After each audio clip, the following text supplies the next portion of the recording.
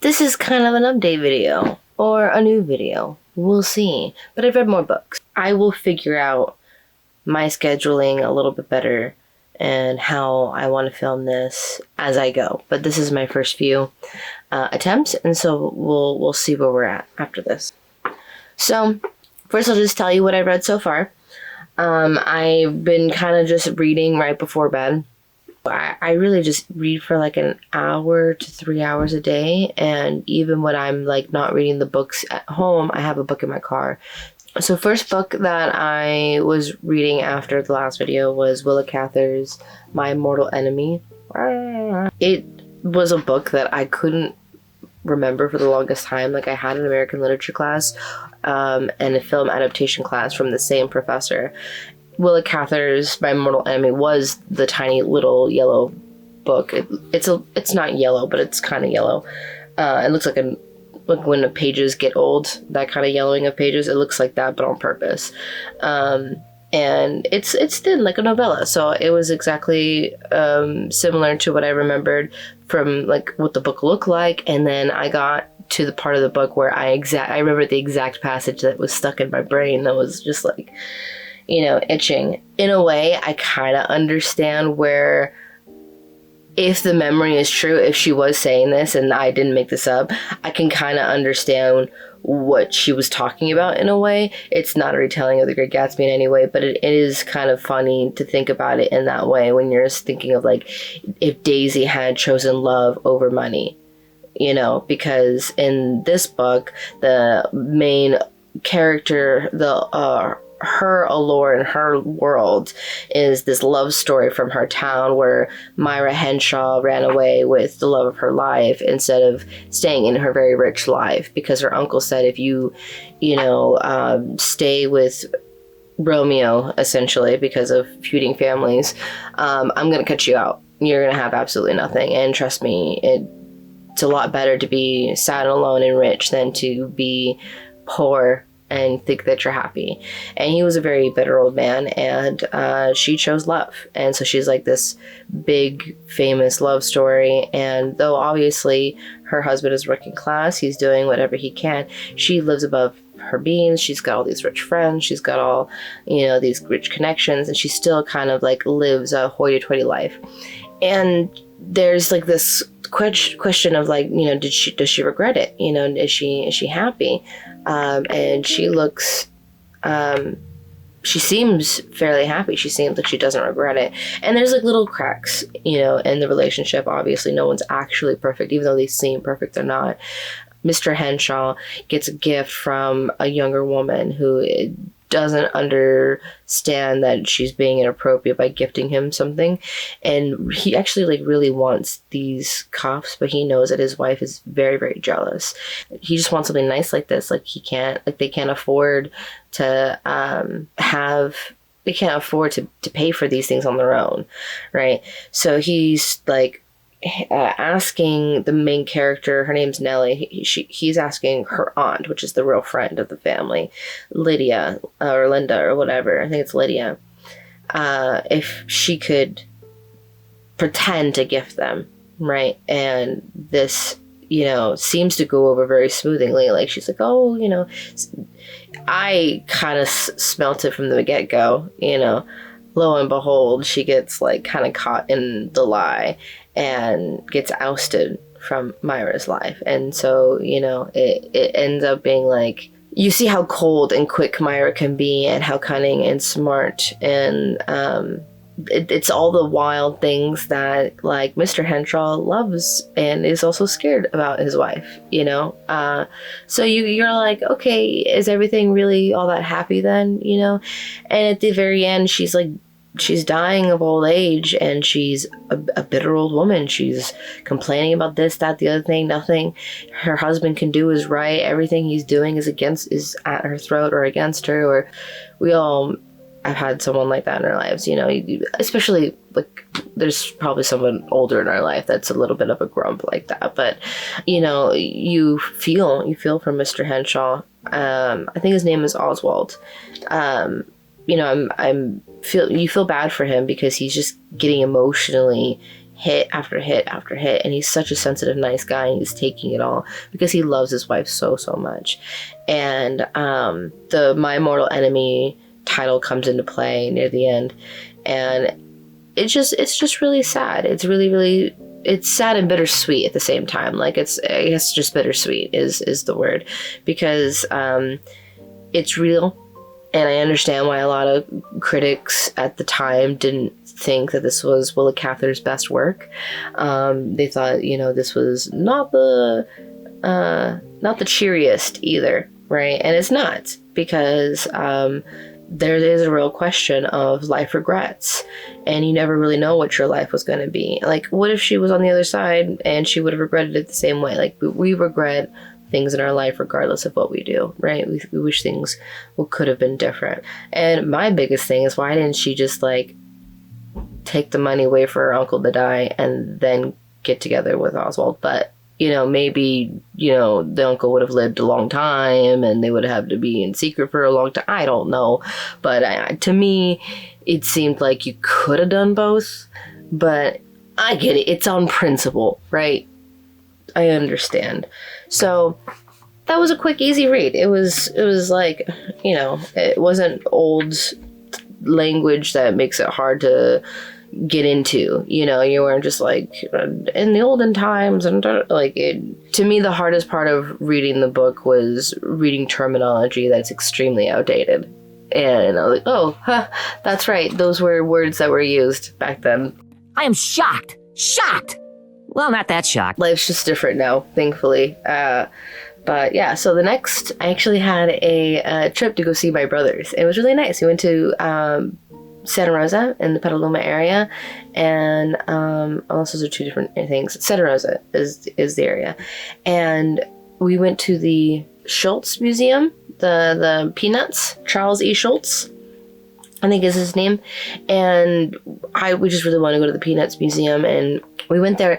It happened to be the same day as a comic convention, so that was really good timing. And it wasn't like a huge thing, but like in the lobby they had a bunch of tables with comics and their books, comics and their comic novels, trying to present them and show them off to people and try to get new viewers. After the museum, after I walked everything around, I told my brothers, I'm like, hey, I'm gonna go check the comics downstairs to see if there's anything cool. I went through the tables. A lot of things were just pretty, young, and I was trying to see if there was anything closer to my age. I am in a basically kids museum, so I wasn't expecting too much. But then I came across a table that had a sobriety story to it, and I was like, well, this seems like adult, right? And the author of one of the book was there, and actually two comic authors were there, but I didn't know that at the moment. And she was like, oh yeah, I wrote this book, and she was showing me this one. And it is called Ephemera, a Memoir. It's by Briana Loewinsohn, and she kind of explains the concept of the book a little bit. It's about her and her relationship with her mother, who had mental illness. She was dealing with some severe depression, and there was a lot of abandonment. So it was just her going through her old home and gardening and trying to connect with her mom, and just trying to figure out either why or some type of closure for herself. Or it's very feelings. It's a lot of just images and vibes, and not like vibes, but like, look at this artwork. You just get so lost into it. You just stare at it, and it is the story. Like, it is the story. There's very little words. There's a lot of pages have no words to it. Next page have no words to it. And it looks almost not real, like it's a dream. And she did say that some of it is kind of supposed to look like that because it's recalling from her memory. It's supposed to, how it's kind of hazy. You can't really recall things 100%. That comes into play in this. And I immediately loved that concept. I was really intrigued by that. And so I was like, okay, you got me on that. And then she was like, oh, look at my friends' books. Like, and she was at the same table with her friends. And there was a book about a Vietnamese family coming overseas. And the story was through food. And I'd seen this book. It had an award on it, too. And, like, I'd seen this book on Book Talk. People talked about it a lot. And my boyfriend's a chef. And so I was like, oh, I have to get this for him. I have to. And I already know that he's going to like it. And if he likes it, he's probably going to tell me to read it. Actually, he's right here. The author's right here. And, man, I'm blanking on his name now. I don't want to say the wrong name. But he was very sweet. He was so nice. He was talking to a friend of his, so he was just in the middle of a conversation. But he still nodded and he smiled at me. He said hello and he explained a little bit about the book. I was just really happy I got to meet both of them. And the last comic that was at the table was actually like on a break. She would go get lunch or be on the phone or something, like human things. I'm kind of sad that I didn't get to meet her because I'm reading her book right now in the car, and I'm also sad I didn't get any of their signatures on any of the books. It was so dumb. They were right there. I could have gotten their signatures, but I didn't. And the last one is from Julia Wertz. It's the Completely Average Sobriety Story. That's in my car right now, but maybe I can just like pop that in there. I found it on Goodreads, so I know people are reading it. And so is this one, actually. Not that, like, Goodreads is the end-all be-all, but it helps me keep track of things.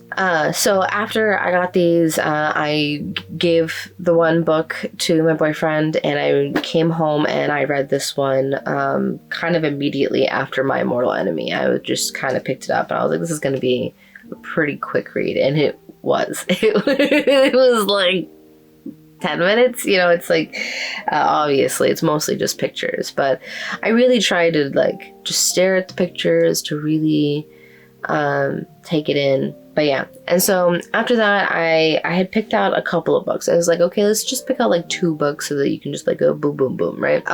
And I still had the one in the car, so I knew that I was still working on that one. I have a phone book, so like I have a book kind of everywhere, one in my room, one in my car.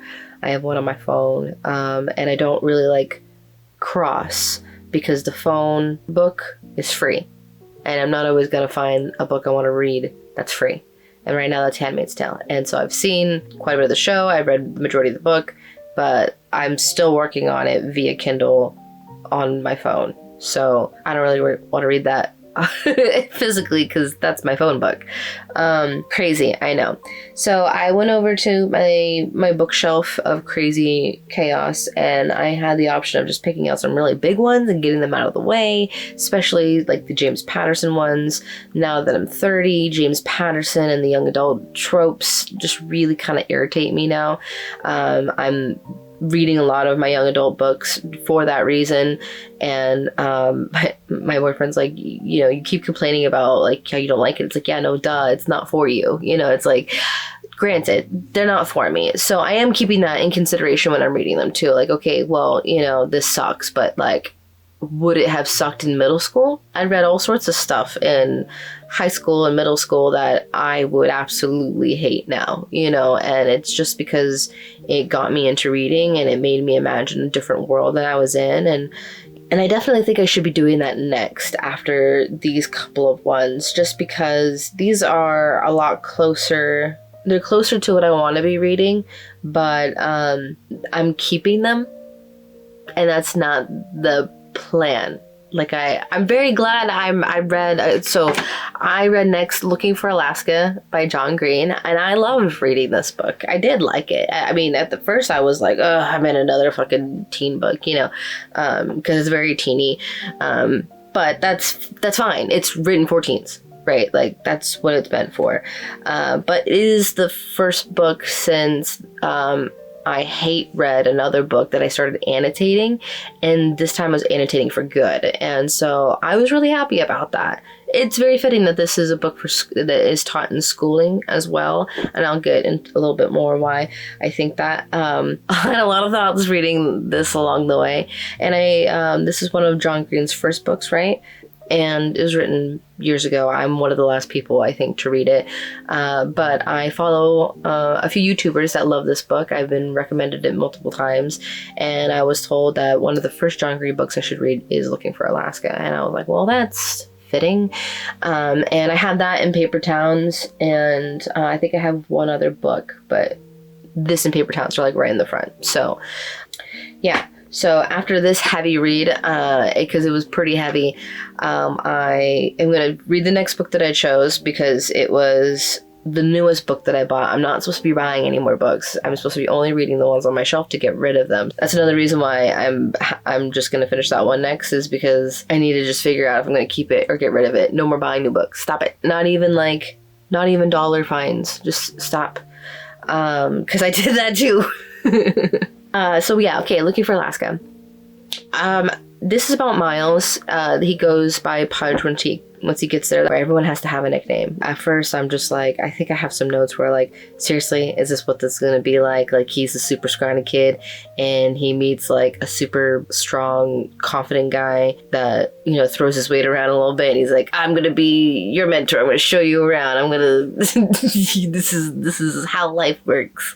I'm going to show you drinking and drugs and crime. And that's, I mean, it's a little bit like that, but I mean, it's a lot of other stuff. Everyone here is like, okay, so Miles, he's a genius kid. He doesn't have a lot of friends. He even has a going away party when he gets accepted to this genius kid boarding school.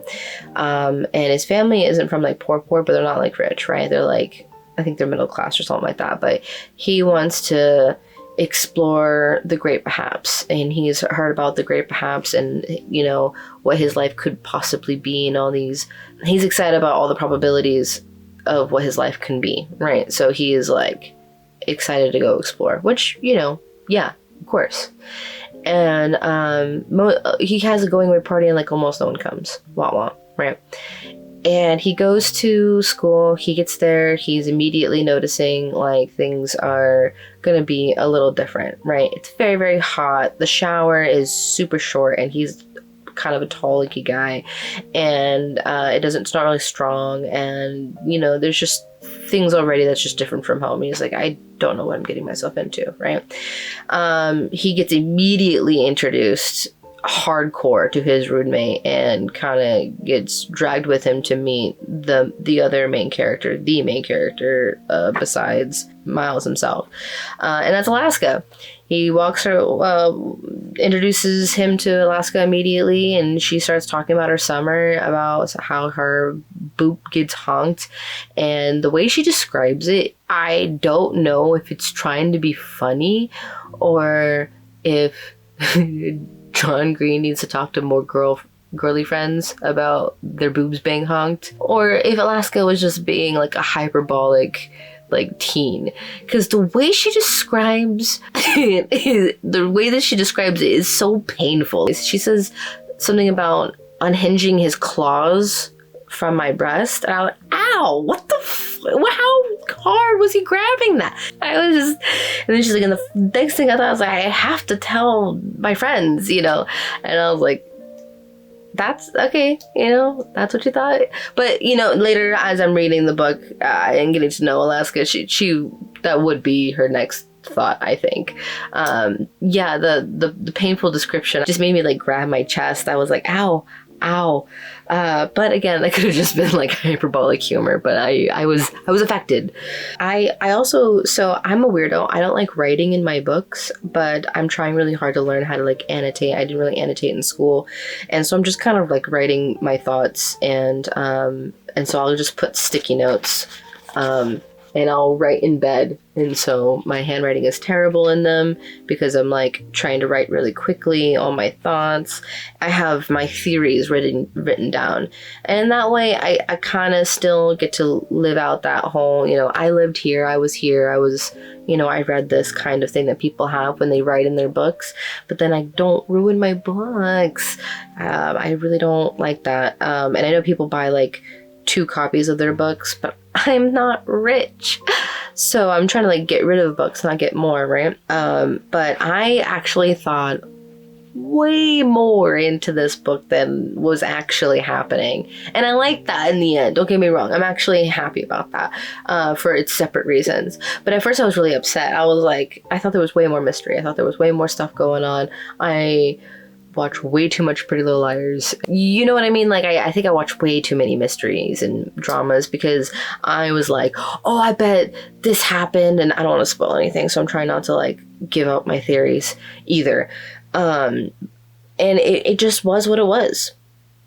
It just was what it was, and it, like, what they gave you is what they gave you, and I think that's kind of the point, you know, is that's real life, you know. And I was like, I want more, and I'm like, sure the characters wanted that too. I'm sure the parents would also have liked some answers, but that's not how it always is. And I know that they have adapted it into a show. I haven't seen the show yet. I'm a little nervous because I heard that they changed a lot. But that doesn't necessarily mean it's going to be bad. You know, you could have just changed it because it's going to fit an audience more broader on like on a show. But yeah, I understand why this book is taught in schools and stuff like that, or made to read in class, because this is a great way to scare kids away from drinking and driving. This is kind of the spoiler part, is that I kind of thought like this whole thing was an elaborate every 30 seconds thing, and if you didn't have every 30 seconds at school, every 30 seconds was a program that they did every year where they selected a bunch of students. It's usually the most popular kids, and they give them like a rose at their table, at their desk or whatever, a black rose with somebody dressed as a Grim Reaper. It was so morbid, and they would disappear. Like, they would just like leave the classroom, and they wouldn't be there for like the rest of the week. And then at the end of that week or the next week, I don't remember how long it was, they would do this enormous demonstration with helicopters and fire trucks and all this stuff, where they did a faux car accident, where they like faked the deaths of all these students, and now we had to live life on campus without these students, and with these memorials, and with, you know, like they did the full-on memorial thing at school. Like at the NPR, we sat down and, you know, cried over the losses of our fellow students that we knew technically were not dead. We knew that. Like, we saw them. They were playing as corpses and being held off, and they walked around like ghosts later. Like, we could see that they weren't dead, but it really affected a lot of people. Like, there were students bawling and crying like, that's my best friend. And like, if it was my best friend, I probably would have gotten all emotional too, but I wasn't popular enough at either the schools that I went to have been either selected or have any of my friends selected in a way that like would have like affected. I wasn't as affected by it as some of these students were, but it was still very serious. I mean, you know, you were taught not to drink and drive, and not to text and drive, and all this kind of stuff, and it was a really good way of teaching us kids that in every 30 seconds this happens. Some teen dies in a car accident driving drunk. And so it was kind of sad, and I was like, you know, maybe this is like a big huge elaborate every 30 seconds, because it goes on for a couple months, right? Like this like investigation that Miles and the Colonel go on, trying to figure out what happened to Alaska, because they just don't believe it's an accident. Nothing makes sense. It's not adding up, right? And to be fair, it doesn't really add up. It doesn't really make sense. Even when we find out as much as we find out, it doesn't really make sense. And like, again, that's life, you know, these are accidents. You weren't really there. You can't really put together what happened in a way that makes sense to people. And people just do things impulsively that don't make sense too. So it can just be really hard to come to terms with any of that. When they're trying to figure things out, I'm all like, hello, talk to each other. Like, you might not know, but they might know, right? And sure enough, of course, people know things. Of course, there's people who know things. At least enough information that like gives you clues, right? And immediately they'll say something, and I'm like, okay, then follow up on that, and it'll be like weeks for them before they're like, oh my god, I just thought of it. And I'm just like, you're supposed to be genius, kids. I know I'm 30, but you're supposed to be a genius. There was almost little to nothing like weird when it came to the material itself. Like smoking and drinking and being sexual with each other is completely like normal teen shit, right?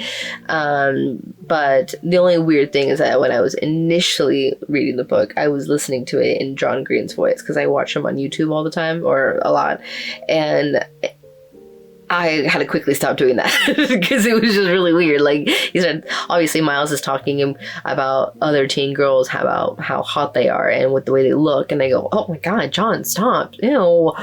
Different person. It's just Miles. He wrote a completely different character. That's whose voice is supposed to be in my head.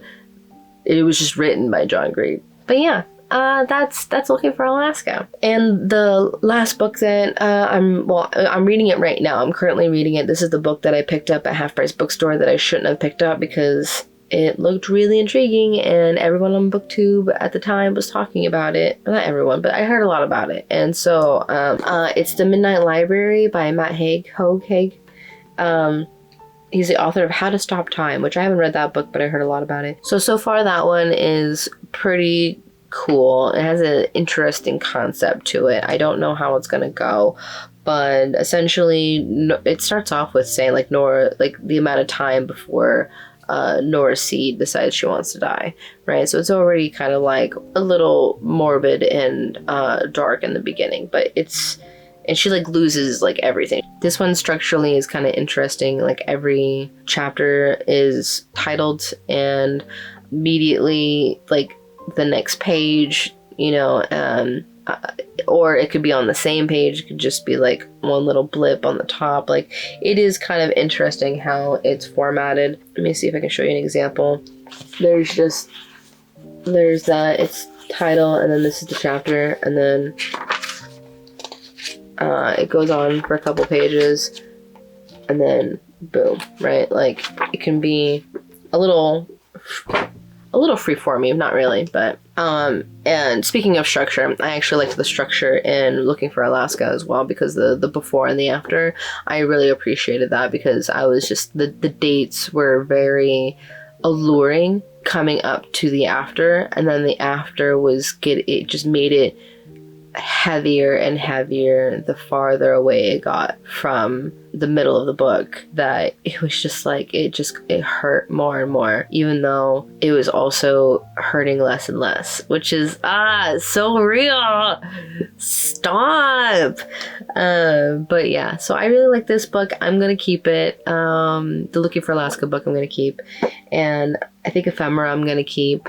I really kind of hope I don't like Midnight Library so I can get rid of it, but like, I don't know, I like it so far, so it's not looking good. The whole point of doing this is to make videos so I can learn editing and like get used to that and get my practice in, right? But also so I can read more. Get rid of these books. One of these days I'm gonna have to move all this stuff, and this is not even the books that I own. This is my TBR.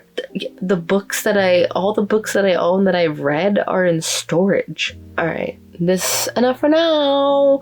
The next book I read was Ready Player One. At first, I thought it was a really cool book. I was really into it. I was like,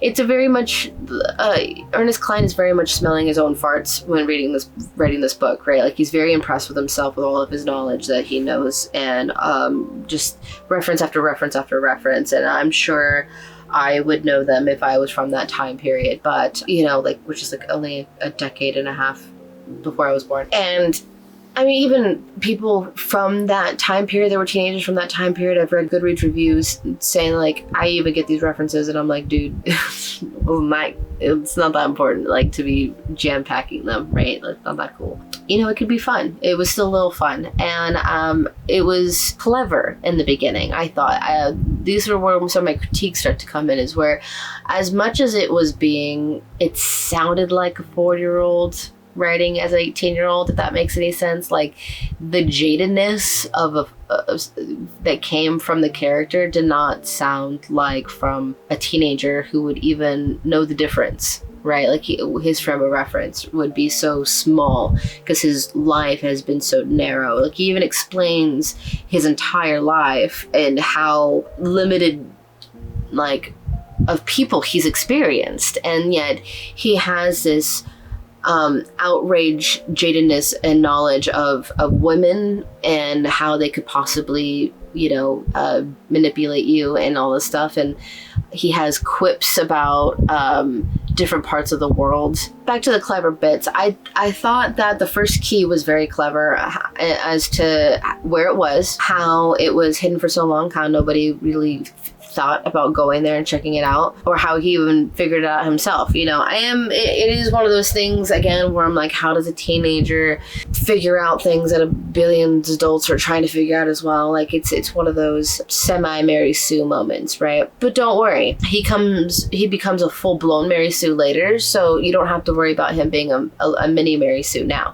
He like outdoes himself later. And the second key, like, it becomes a little less clever. Like, the first one's on his school, so you would think that nobody would ever go to a school planet or to go to where students are to go hunt for $1 million prize. Like, it just doesn't seem like anything that, a college maybe, but not like a high school planet. Like, it doesn't make any sense, right? And it's not just a high school planet. I think that it's like all grades, but that's my point, right? Like, who would think to, as adults, to go to a kid's planet to hunt for video game clues? And then, like, the second key is a little less clever, but it is more of like a memorization of old times. Like, you can memorize a movie line per line. That gets you into the first part, and then you have to beat the game with a clue based off of bit of trivia from the past. It becomes a little less clever, right? And then the third key is even less it just becomes more of the story of stopping people from getting into these opportunities more than it is the actual opportunity themselves, right? So I feel like he was really spending more focus on that, and it suffered, right? Because all of that was full of plot holes as well. I was hoping, like, man, maybe the movie will do a lot better, because I heard that they made a movie and I'm really excited about it, right? And like, after all my problems with Ready Player One as a novel, like how he, continuously boombox outside the window to Artemis, even though she told him no, you should take no as an answer. And he does wait like 6 months to say I love you, but he also as many times as she says you don't know me, you don't really love me, you don't know anything about me, he hardcore stalks her after the breakup. Like, it's stop, dude, right? And they've got plot hole twist where the Oz guy comes out of nowhere to save the day. Somehow he's not part of his contract, where he's not supposed to be involved, right? He's apparently not breaching that contract.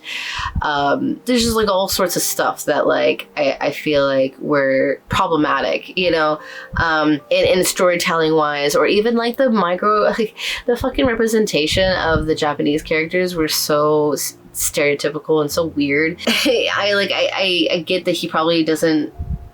No, I don't get it. I was trying to be nice, but I don't get it. Do more research. I don't know. I really felt that they were really shallow and poorly done.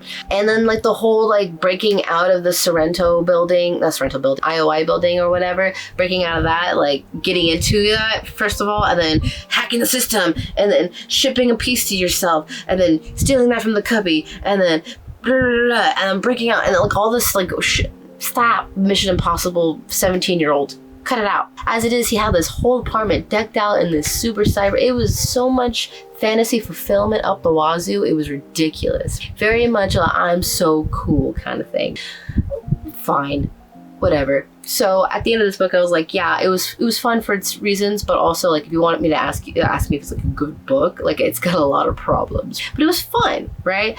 The movie, It was so much worse. It was so much worse. I was like, I missed the book. It was better. Like, and obviously that's always how it is, but like, Ernest Cline worked with Spielberg. He's like working with him, and like they made a piece of trash movie. Like, that's such exaggerate. I was just wondering what the hell I was watching the whole time. I kept asking, what am I watching? What am I watching? You're not even being faithful to your own book. That's not even... I didn't like the movie. I liked the book somewhat. And I think that's all I can talk about for today. I'm sorry. Yeah, okay.